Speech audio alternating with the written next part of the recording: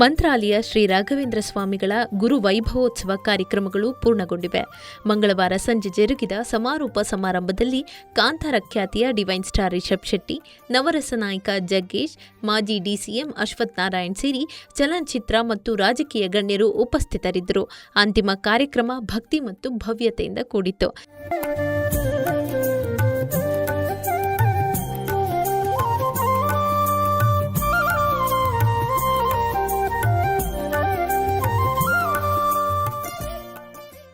ಶ್ರೀ ಪ್ರಹ್ಲಾದರಾಯರ ಪಲ್ಲಕ್ಕಿ ಉತ್ಸವದ ಭವ್ಯ ಮೆರವಣಿಗೆಯನ್ನ ಪವಿತ್ರ ಪರಿಮಳ ತೀರ್ಥ ಪುಷ್ಕರಣಿಗೆ ವಿದ್ಯುಕ್ತವಾಗಿ ಕರೆದೊಯ್ಯಲಾಯಿತು. ಪೀಠಾಧಿಪತಿ ಶ್ರೀ ಸುಬುಧೇಂದ್ರ ತೀರ್ಥ ಸ್ವಾಮೀಜಿಯವರು ವೇದ ಪಠಣ ಮತ್ತು ಭಕ್ತಿ ಭಾವದ ನಡುವೆ ತೆಪ್ಪೋತ್ಸವ ನಡೆಸಿದರು. ಬೆಂಗಳೂರಿನ ಧಾನಿ ಮಾಜಿ ಸಚಿವ ಡಾಕ್ಟರ್ ಸಿಎನ್ ಅಶ್ವಥ್ ನಾರಾಯಣ್, ನಟ ನಿರ್ದೇಶಕ ರಿಷಬ್ ಶೆಟ್ಟಿ ಮತ್ತು ರಾಜ್ಯಸಭಾ ಸದಸ್ಯ ಹಾಗೂ ನಟ ಜಗ್ಗೇಶ್ ಅವರು ಪವಿತ್ರ ಸಮಾರಂಭದಲ್ಲಿ ಭಾಗಿಯಾಗಿದ್ದರು.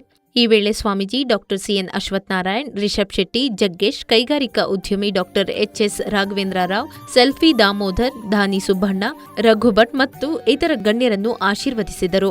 ಅಪಾರ ಸಂಖ್ಯೆಯ ಭಕ್ತರು ಸಮಾರೋಪ ಸಮಾರಂಭವನ್ನ ಕಣ್ತುಂಬಿಕೊಂಡರು. ಶ್ರೀರಾಯರು ಮತ್ತು ಸ್ವಾಮೀಜಿಯ ದಿವ್ಯ ಆಶೀರ್ವಾದ ಪಡೆದರು. ಇದೇ ವೇಳೆ ಸಾಂಸ್ಕೃತಿಕ ಕಾರ್ಯಕ್ರಮಗಳು ಜರುಗಿದವು. ಈ ಮೂಲಕ ಗುರುರಾಯರ 7 ದಿನಗಳ ಗುರು ವೈಭವೋತ್ಸವಕ್ಕೆ ವೈಭವಪೂರ್ವಕ ತೆರೆಬಿತ್ತು. ನಟ ಜಗ್ಗೇಶ್ ರಾಯರ ಭಕ್ತರು ಎಂಬುದು ಎಲ್ಲರಿಗೂ ತಿಳಿದಿರುವಂತಹ ವಿಚಾರ. ಆಗಾಗ್ಗೆ ಮಂತ್ರಾಲಯಕ್ಕೆ ಭೇಟಿ ಕೊಡುತ್ತಿರುತ್ತಾರೆ. ತಮ್ಮ ಪ್ರತಿ ಕೆಲಸಗಳ ಆರಂಭದಲ್ಲಿ ರಾಯರ ಆಶೀರ್ವಾದ ಪಡೆದುಕೊಳ್ಳುತ್ತಾರೆ. ಸಂಪೂರ್ಣ ಕುಟುಂಬ ರಾಯರ ಭಕ್ತರಾಗಿದ್ದು ಇದೀಗ ಜಗ್ಗೇಶ್ ಮಂತ್ರಾಲಯಕ್ಕೆ ಭೇಟಿ ಕೊಟ್ಟು ಗಮನ ಸೆಳೆದಿದ್ದಾರೆ.